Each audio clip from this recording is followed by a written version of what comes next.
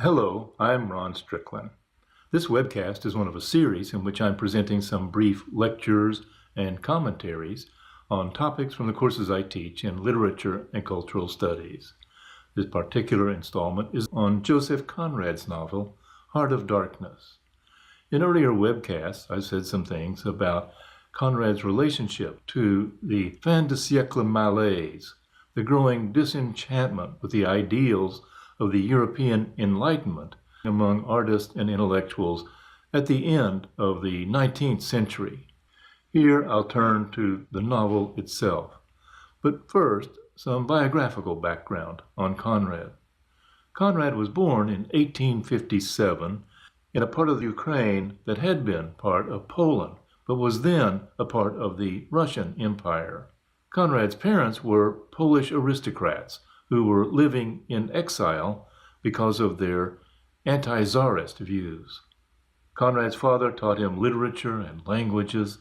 Conrad was fluent in French as well as his native Polish as a child, but he was orphaned at 12 years old. Nonetheless, under the guardianship of an uncle, he was well educated in boarding schools in Krakow and also in Switzerland.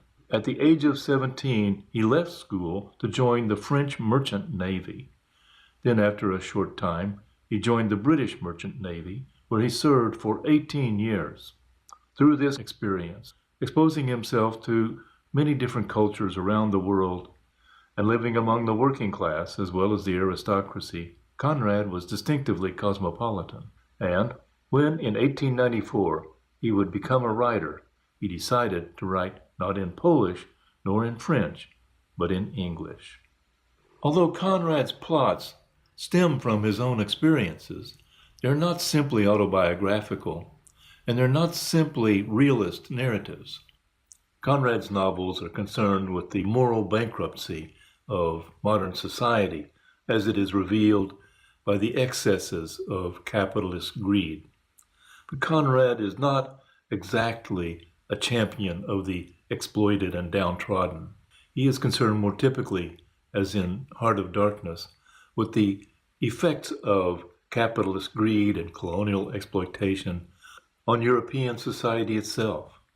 Conrad's novels, including Heart of Darkness, are typically structured around mythic concerns, including the hero's quest.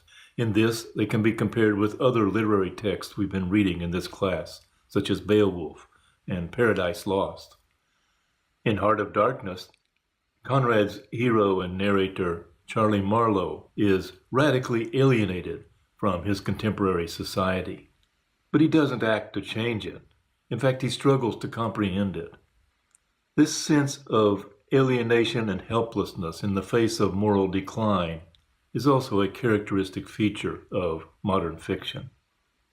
Although Conrad's narratives clearly stem from his own personal experiences, they are not exactly autobiographical. Instead, Conrad's style is richly and complexly symbolic. He makes his realistic narratives illuminate the moral and ethical contradictions of modernity, just as those contradictions are coming into historical focus during his lifetime.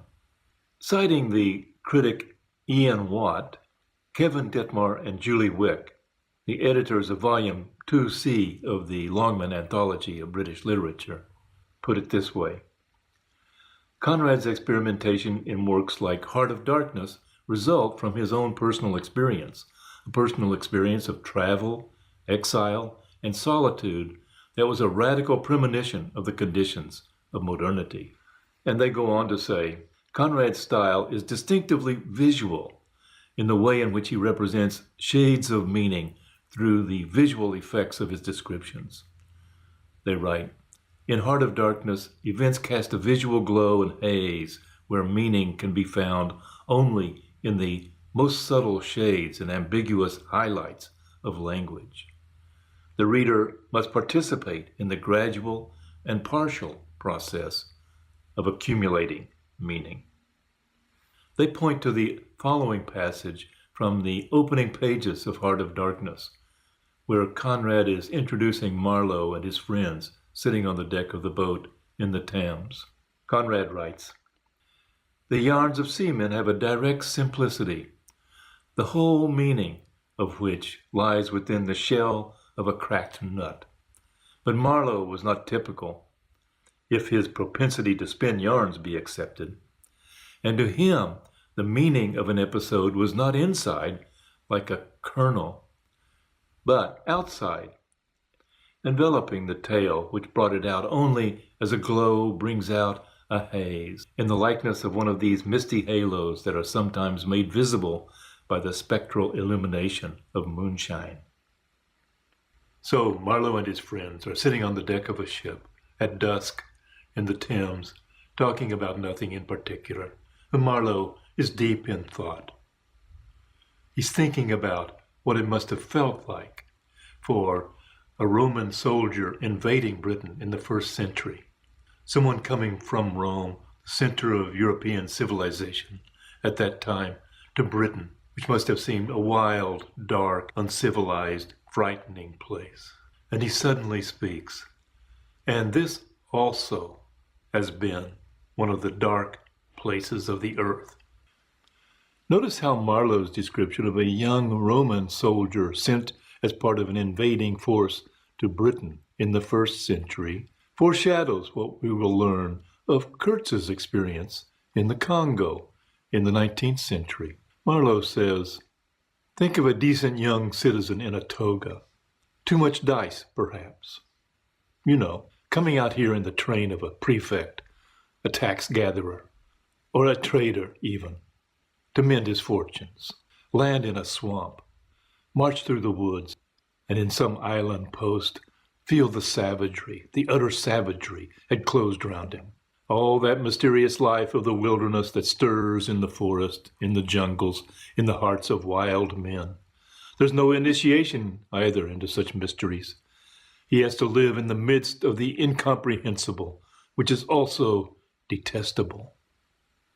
And it has a fascination, too, that goes to work upon him. The fascination of the abomination. You know, imagine his growing regrets, the longing to escape, the powerless disgust, the surrender, the hate. The narrator recognizes with some resignation that he's about to hear about another one of Marlowe's inconclusive experiences. On that point, I'll conclude for now, but I'll pick up this thread to discuss some specific passages from Heart of Darkness in a subsequent video. As always, if you have questions or comments, send me an email.